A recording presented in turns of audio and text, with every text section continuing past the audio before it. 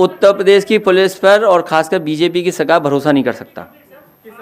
इस समाजवादी सरकार बनने पर ऑडिट होगा और ऐसे सरकारी अधिकारियों ने जिन्होंने आंकड़ों को छिपाया उनके खिलाफ भी कार्रवाई होगी। और जिला पंचायत के चुनाव में और ब्लॉक प्रमुख के चुनाव में जिन्होंने अधिकारियों ने अपनी सीमाएं लांघ गए हैं उनकी भी सूची बनी हुई है, क्योंकि हमारे मुख्यमंत्री जी विकास पसंद नहीं करते हैं, इसीलिए दूसरी तरफ ले जाना चाहते हैं। उन्हें तो एक ही आता है, ठोको। नई जेसीबी एक नई मशीन ले आए हैं, एक जेसीबी मशीन जान गए या ठोको जान गए। उन्हें चलाना आता है जेसीबी मशीन के नहीं आता है। सवाल यह भी एक बड़ा है, खुद अगर बैठा दिया उस पे तो न जाने क्या क्या तोड़ देंगे। इसलिए पहला भारतीय जनता पार्टी से सवाल यही है कि किसानों की आज आय क्या है। और 2022 तक उन्होंने अपने घोषणा पत्र में वादा किया था कि किसानों की आमदनी को दोगुना कर देंगे। अभी किसानों की आमदनी दोगुनी हुई कि नहीं हुई ये सरकार को पता। अगर एसपी सिटी उस समय कह रहे हैं कि भारतीय जनता पार्टी के जिलाध्यक्ष, भारतीय जनता पार्टी के विधायक, भारतीय जनता पार्टी के कार्यकर्ता बम चला रहे हैं, पत्थरबाजी कर रहे हैं, पीट रहे हैं, मुझे थप्पड़ मारा है, अगर पुलिस उस समय हाथ खड़े कर लेगी तो आप किससे उम्मीद करोगे न्याय?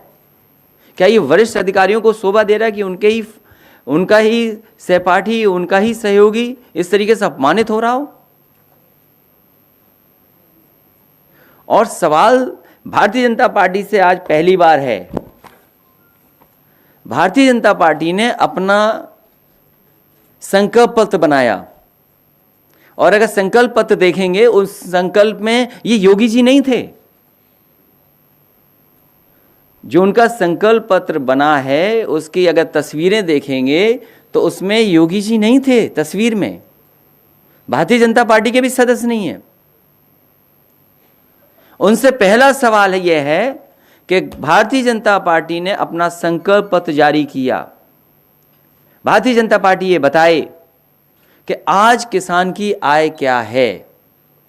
लगातार जब डीजल, पेट्रोल, खाद, कीटनाशक दवाइयां, बीज सब कुछ महंगा हो रहा है, आज किसान की आय क्या है? और जो वादा किया था जनता को, किसानों को, कि 2022 तक किसान की आय दोगुनी हो जाएगी, उन्हीं का घोषणा पत्र मेरे हाथ में है, उन्हीं का संकल्प पत्र मेरे हाथ में है। जो पहले पन्ने में कृषि विकास का बने आधार में जो आखिरी बिंदु है, आखिरी सवाल, वो यही है कि 2022 तक उत्तर प्रदेश के किसानों की कृषि आमदनी को दोगुना करने के लिए एक विस्तृत रोड मैप तैयार किया जाएगा। ये भारतीय जनता पार्टी का संकल्प पत्र है। इसीलिए भारतीय जनता पार्टी जनता से नहीं लड़ सकती, जनता बदलाव चाहती है। और बदलाव का परिणाम आपने देखा है कि सबसे ज्यादा जिला पंचायत सदस्य समाजवादी पार्टी के जीते थे, आज भी गिनती कर सकते हैं। लेकिन जिस तरीके से भ्रष्टाचार, पैसे का और प्रशासन का इस्तेमाल हुआ है, उससे परिणाम बदले हैं। ये भारतीय जनता पार्टी कहती थी कि नोटबंदी से भ्रष्टाचार खत्म हो जाएगा, लेकिन पूरे उत्तर प्रदेश ने देख लिया है कि जिला पंचायत सदस्यों को और वीडीसीओ को कैसे मनाया।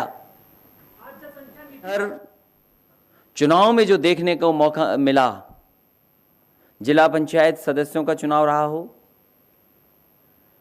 जब जनता ने चुनाव उनके सामने आया तो जनता ने अपना समर्थन दिखाया और सबसे बड़ी संख्या में उत्तर प्रदेश में समाजवादी पार्टी के सदस्य भी जीते, वीडीसी भी जीते, प्रधान भी जीते। लेकिन सरकार ने यह तय कर लिया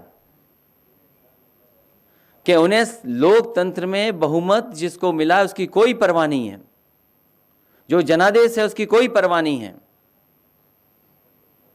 और जानबूझ करके, रणनीति बना करके और फुल फ्लैश प्लानिंग करके जो चुनाव कराए गए, उस हमारे और आपके सामने परिणाम हैं। लोकतंत्र में ऐसा नंगा नाच किसी सरकार ने नहीं किया होगा जितना भारतीय जनता पार्टी ने नंगा नाच किया है। इतनी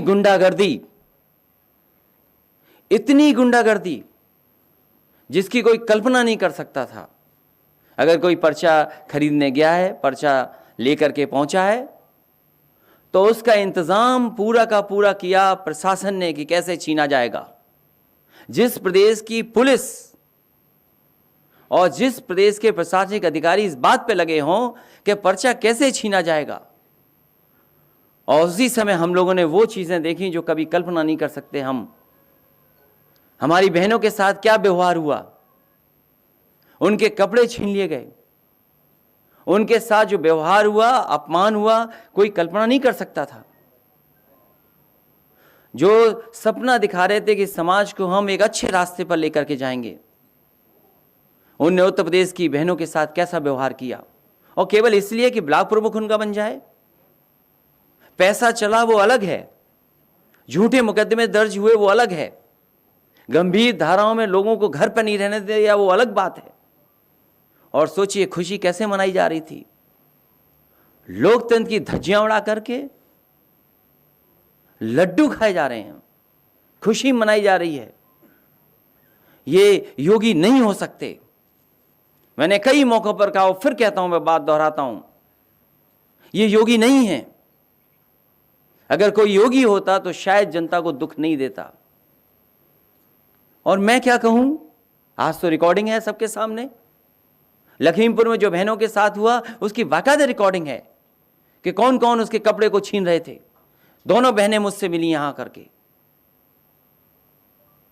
दोनों बहनों से मैं मिला और हमने भरोसा दिलाया कि पूरे के पूरा उनके सम्मान के लिए समाजवादी पार्टी उनके साथ खड़ी दिखाई देगी।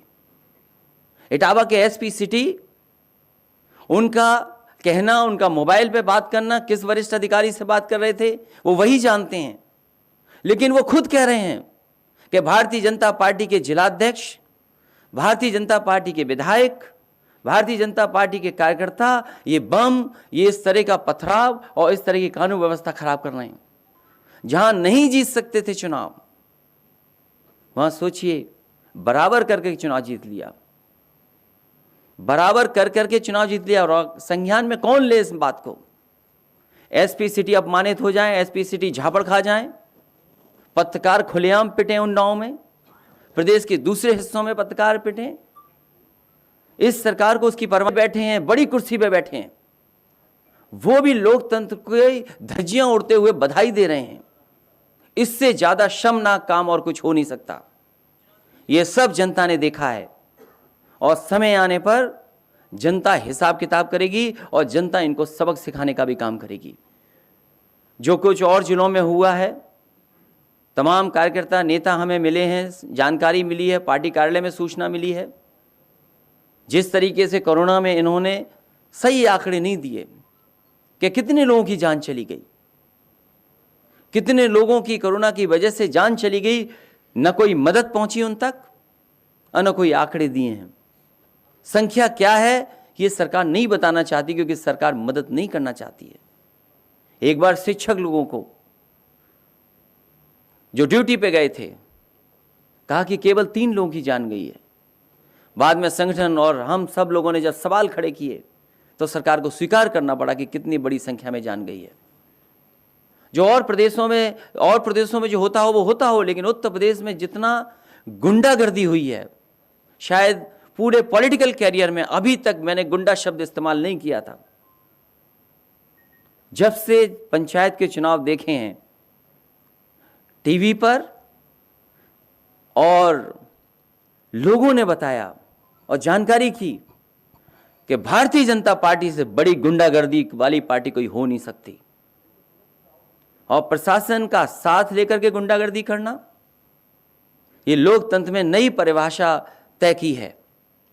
इसी तरह जो गोरखपुर में हुआ है, हमारा पार्टी का कार्यकर्ता बैठा है, चिन्हित कर करके उसकी टांग तोड़ दी गई। वो खड़ा है, बैठा है यहां पर।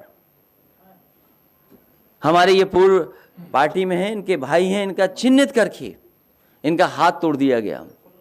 न जाने कितने लोगों पर झूठे मुकदमे दर्ज हुए हैं, न जाने कितने लोगों पर गंभीर धाराएं लगी हैं, न जाने कितनी। घरों को गिराने के लिए तैयारी कर ली कागज की। इसलिए जो हुआ है वो सब ने देखा है।